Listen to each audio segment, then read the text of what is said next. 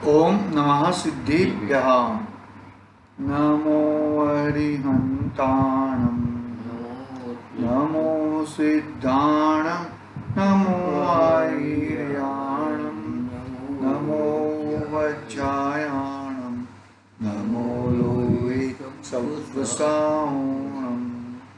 मंगलम भगवान वीरो, मंगलम गौतमो गणि, मंगलम कुंद कुंदार्यो, जैन धर्मोऽस्तु मंगलम।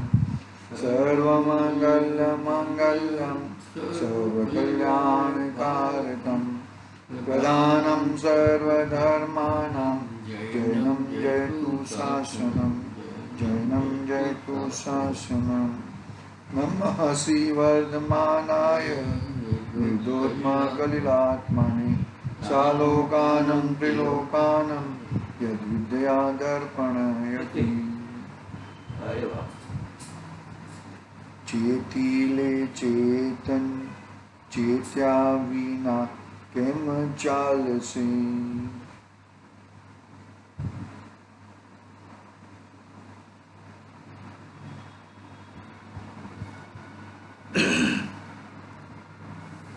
आज श्री रत्नकर्ण सावकाचार्य महान ग्रंथ आचार्य सुमतभद्र देवदास रचित पहला अधिकार सम्यक दर्शन अधिकार, सम्यक दर्शन के 8 अंग की चर्चा आचार्य देव कर रहे हैं। 6 अंग की बात हो चुकी थी। कौन से 6 अंग? निशंकित, निकांक्षित, निर्विचिकित्सा, अमुदृष्टि, उपबुहन और स्थितिकरण। ऐसे 6 अंगों की बात हो चुकी है। 6ठा अंग स्थितिकरण की कल बात की थी, हम लोगों ने पढ़ा था।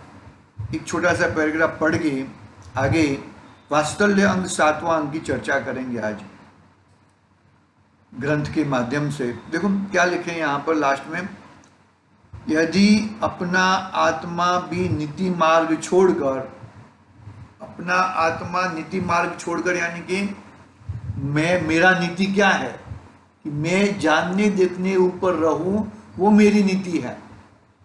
लेकिन मैं ये कर रहा हूं, मैं वो कर रहा हूं, मैं प्रवचन कर रहा हूं, मैं वो, ये सब जो करने का बात है वो मेरी अनीति है। क्या कहा? देखो बहुत अच्छा बात किया।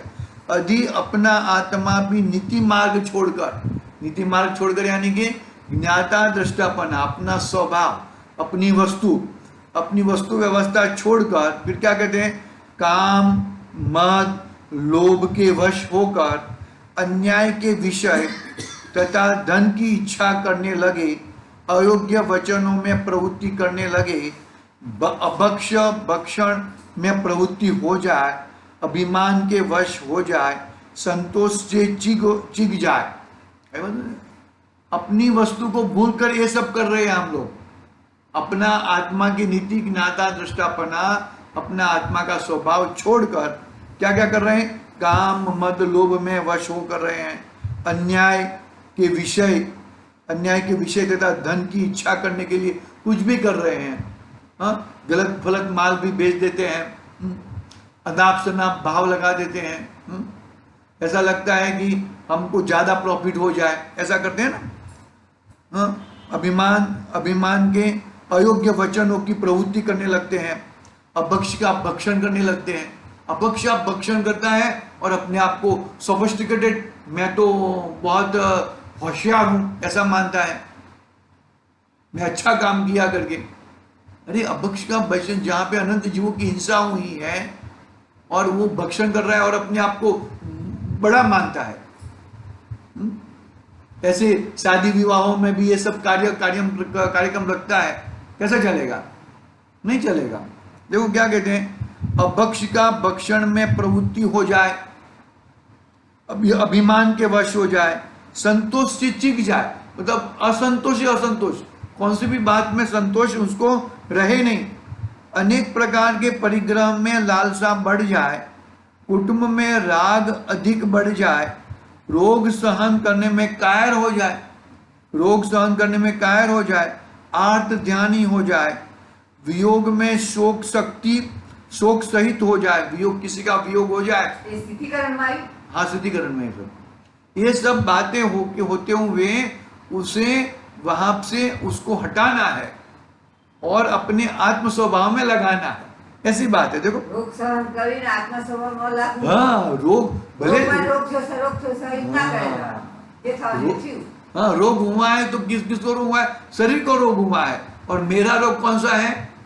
मिथ्या भ्रांति सम्म रोग, मिथ्या भ्रांति उल्टी मान्यता, वो मेरा रोग है, वो रोग मुझे हटाना है। ऐसा देखो, वियोग में किसी का वियोग हो जाए तो शोक करना, निर्धनता से दिन हो जाए, मतलब पैसे पैसे चले जाए तो अपने आप को दिनहरी, मैं तो गरीब हो गया, मैं तो पायमाल हो गया, मेरी तो सब चीज चली गई। उत्साह रहित हो जाए, उत्साह से रहित हो जाए, आकुलता रूप हो जाए, तो उसे भी अध्यात्म शास्त्रों को स्वाध्याय कराए। क्या कराए? ये सब ऐसी परिस्थिति हो जाए तो अध्यात्म के शास्त्र, अपने आत्मानुभव के शास्त्र, उसका स्वाध्याय करावे, ऐसा आचार्य देव कहते हैं। 12 भावना की शरण ग्रहण करावे, ये स्थितिकरण अंग है। इधर वो बोले कि नहीं अभी तुमने धंधा में लॉस हो गया ना, ये धंधा बंद कर दो, दूसरा धंधा चालू करो, ये फलाना करो, ढिंगना करो, कितने सारे प्रकार के धंधे करो, लेकिन किसी वाले भाई उसके पुण्य में ऐसा आना है ही नहीं, पैसा आना नहीं, पैसा उल्टा चला जाता है, तो उसको क्या धंधे की बात करोगे तुम? आकुलता रूप हो जाए तो उसे भी आध्यात्म शास्त्रों का स्वाध्याय करावे, 12 भावना की शरण ग्रहण करावे, आत्मा के अजर अमर अविनाशी एकांकी, आत्मा कैसा है? अजर है, अमर है, अविनाशी है, एकांकी है। पर द्रव्य के भाव रहित स्वभाव का चिंतन करावे। क्या है? पर द्रव्य के भाव रहित स्वभाव का चिंतन करावे। धर्म से नहीं छूटने,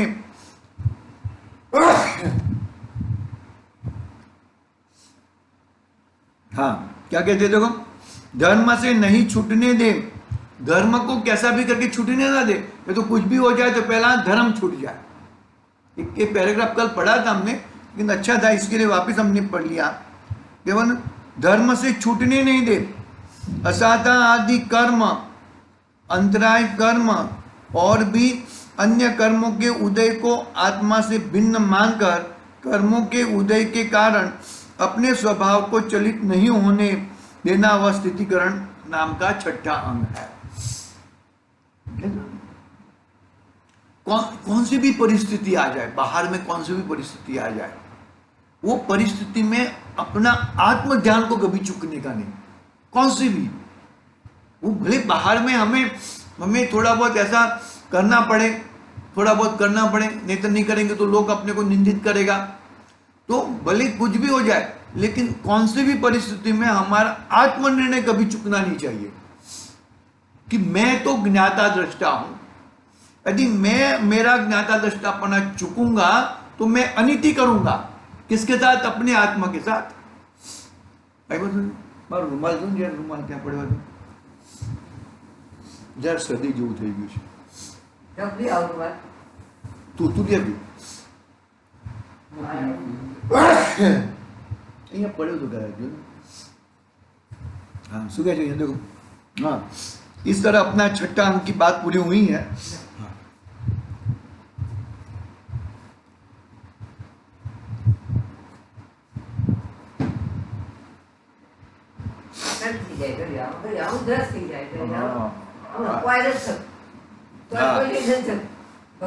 देखो छठे अंग में हमको कुछ नहीं होता, ये हुआ है, किसको हुआ है? शरीर को हुआ है, आत्मा को नहीं हुआ। ऐसी स्थितिकरण कराना है हमें इस तरह से स्थितिकरण कराना चाहिए, नहीं तो द्वेष भाव ना खड़ा करे। द्वेष भाव खड़ा करने से और उसको दुख होएगा। कोई भी कुछ बोल रहा है तो उसको स्थितिकरण कराओ और उसकी राट मत कराओ। ये तो कल बात की थी, आज भी वही बात चली अपनी। तो बहुत शांतिपूर्वक जीवन जियो, यानी बहुत मजा आएगी। लाइफ बहुत छोटी है और वो लाइफ को ज्यादा मतलब विस्तृत मत करो, शांत शांत हो जाओ, बहुत मजा आएगी। अपना अपना 4 दिन की जिंदगी बची है, समझ लो अभी, तो 4 दिन की जिंदगी शांत से जियो। कैसे? अरे ये भोग चाहिए, वो भोग चाहिए, ये चाहिए, ये चाहिए, ये सब छोड़ो। मैं मेरा आत्मा का भोग करूंगा, मैं मेरे आत्मज्ञान में रहूंगा, मैं मेरे ज्ञान स्वभावी आत्मा में रहूंगा। ऐसा स्थितिकरण स्वयं स्वयं को कराओ। स्वयं स्वयं को भी करा सकता है ना। अरे ये मैं इसके पीछे क्यों पागल हो गया हूं, मैं इसके पीछे क्यों पागल हो गया, ये सब बातें छोड़कर अपने स्वयं स्वयं को स्थितिकरण करा सकता है। दूसरों को तो करा सकता है, लेकिन स्वयं स्वयं को इस तरह से बोल बोल के, इस तरह से, भाई नहीं नहीं ये सब ये मेरा नहीं है, ये इससे मैं भिन्न हूं, मैं तो ज्ञाता दृष्टा हूं, इस तरह से अपने आप को बोध देना। स्वयं स्वयं को भी बोध दे सकता है, क्यों नहीं दे सकता, स्वयं स्वयं को भी बोध दे सकता है। तो इस तरह स्वयं स्वयं को स्थितिकरण कराना चाहिए और दूसरे को भी स्थितिकरण कराना चाहिए। अब सम्यक्त्व का वात्सल्य नाम का सप्तम अंग कहने वाला श्लोक कहते हैं। 7वां अंग है वात्सल्य। ये स्वामी वात्सल्य की बात नहीं है यहाँ पर, खाने पीने की बात नहीं है। हाँ, जो हमें हमारा धर्म प्रत्यय, हमारे आत्मा प्रत्यय इतना प्रेम होना चाहिए कि भाई ये सब मैं बाहर में जो गड़बड़ करूंगा तो जरूर मुझे कर्म बंधन होएगा, और कर्म बंधन से मुझे छुटकारा नहीं मिलेगा और मैं दुखी होते रहूंगा। तो दुखों से बचने के लिए ये करना है। देखो 17वां नंबर का श्लोक, 117 नंबर का श्लोक में यहां से पढ़ रहा हूं। देखो स्वयुत्थान प्रति सद्भाव सनाथापीत केतवा प्रतिथ यथा योग्यम वात्सल्यमभिलप्यते। क्या कहते हैं, देखो अर्थ। सम्यक दर्शन ज्ञान चारित्र रूप धर्म का धारण करने वालों का जो यूथ अर्थात समूह व धर्मात्मा का अपना समूह है। बरोबर है, एक है ना, मानो के कोई मुनिराज के यहाँ पे कितने हैं भाई, कितनी पिंची है भाई, 27 पिंची है, 25 पिंची है, 10 पिंची है। तो यूथ एक प्रकार का ग्रुप हो गया। बरोबर, तो एक ग्रुप को एक दूसरे के पीछे वात्सल्य भाव रखते हैं, ऐसा गड़बड़ नहीं करते। एक मुनिराज दूसरे मुनिराज के ऊपर वात्सल्य भाव करते हैं। हाँ, आर्जिका माता के ऊपर वात्सल्य भाव करती है। राग की बात नहीं है यहाँ पर।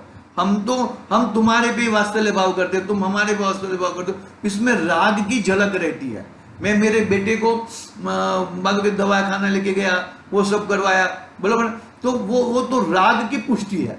वहां पर क्या है, राग की पुष्टि है। लेकिन यहाँ पर मुनिराज एक दूसरे के बीच में राग नहीं करते, एक दूसरे के साथ। देखो क्या कहते हैं, सम्यक दर्शन ज्ञान चारित्र रूप धर्म धारण करने वालों का जो यूथ अर्थात समूह वह धर्मात्मा का अपना समूह है। एक प्रकार का समूह है, अपना जैनों का एक समूह है। बराबर है, ऐसा रत्नत्रय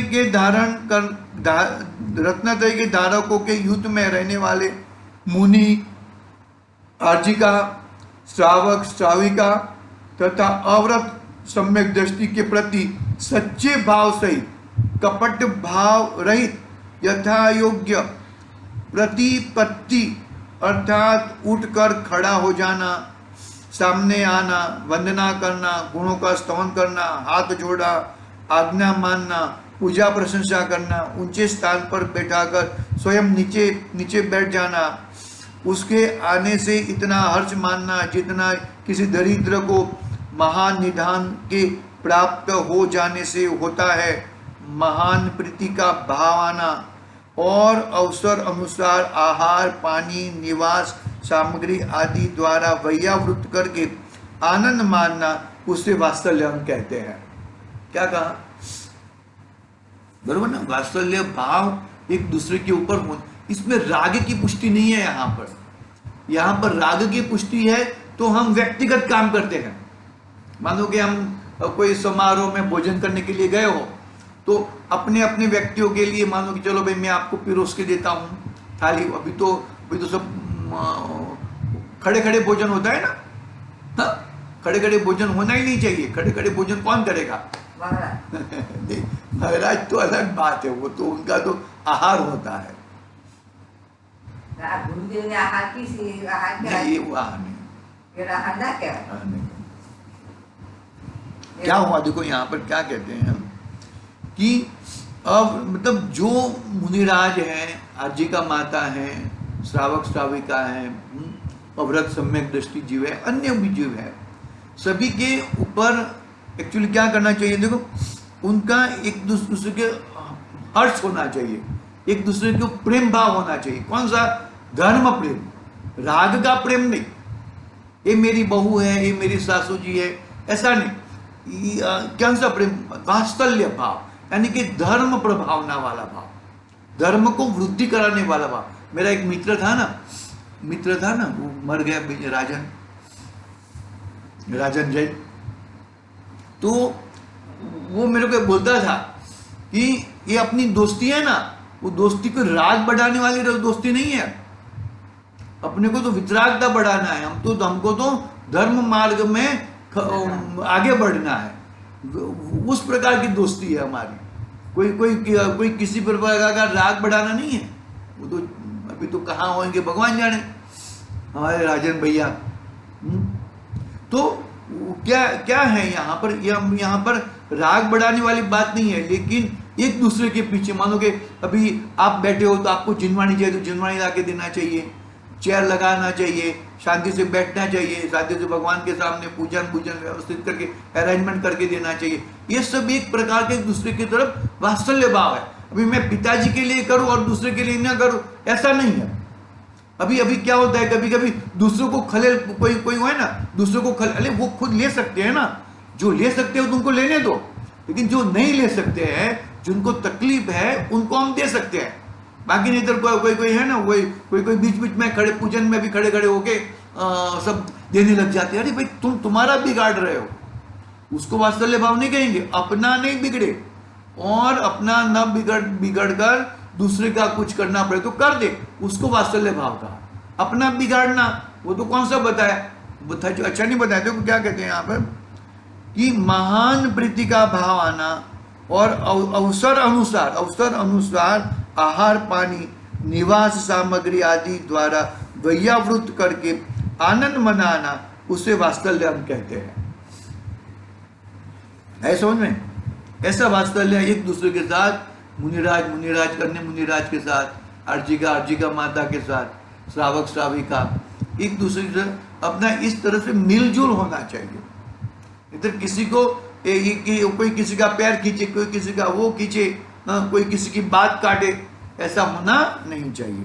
मतलब एक अंग में कितना भरा हुआ है, कैसे सम्यक दर्शन, कैसे ऐसे नहीं होता होगा, कितना हर चीज को पकड़ लेता है सम्यक दर्शन। देखो यहाँ और भी विशेष यह जानना कि जिसको अहिंसा धर्म में प्रीति हो, हिंसा रहित कार्यों को प्रीति सहित करता हो, हिंसा के निमित्तों को दूर से ही टालना चाहता हो, सत्य वचन के धारी में सत्य धर्म की प्ररूपणा में प्रीति हो, अन्य का धन व अन्य की स्त्री के त्याग में रुचि हो, अन्य का धन व अन्य की स्त्री के त्याग में रुचि हो, पर धन व पर स्त्री के त्यागियों के प्रति प्रीति हो, पर धन व पर स्त्री के त्यागियों में प्रीति हो,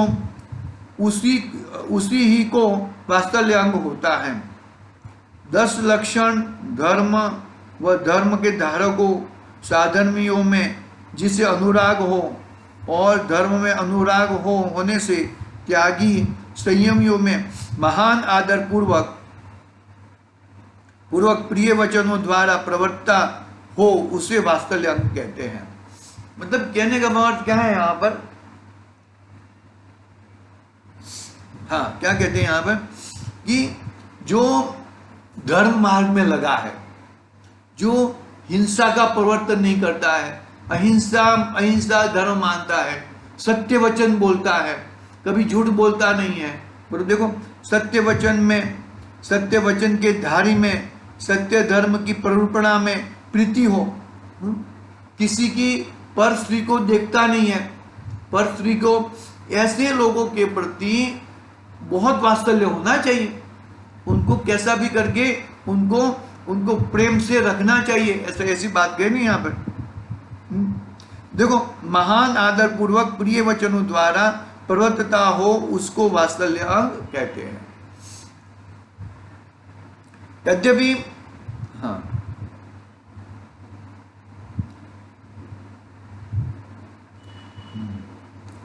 तो क्या कहते हैं, कहाँ चला गया, हाँ, यद्यपि सम्यक दृष्टि के अंतरंग में तो अपने शुद्ध ज्ञान दर्शन में अनुराग है और बाह्य में उत्तम क्षमादि धर्म में तथा धर्म के आयतन में अनुराग है, तथापि अन्य मिथ्या धर्मियों से द्वेष नहीं करता, क्योंकि प्रवचन सार सिद्धांत ग्रंथ में ऐसा कहा है कि राग द्वेष मोह ये बंध के ही कारण है। इनमें मोह अर्थात मिथ्यात्व और द्वेष ये दोनों को अशुभ भाव ही है। एकांत के कारण, एकांत करके संसार परिभ्रमण का कारण पाप कर्म का ही बंद करते हैं।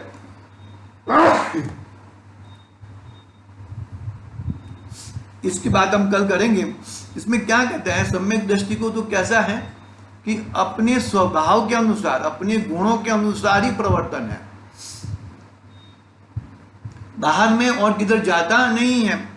लेकिन फिर भी बाहर में कैसा है, उत्तम क्षमादि धर्म आयतन, अपने आयतन के अलावा और किधर जाए नहीं, दूसरे के धर्म मंदिर में भी ना जाए, हाँ, दूसरे के जुलूसों में भी ना जाए, इस तरह का रहता है। उसका हम देखेंगे, थोड़ा सर्दी भी हो गया है, कल देखेंगे। आज के लिए ये बोल रहा ओम नमः सिद्धेभ्यः। ये बोला कहा है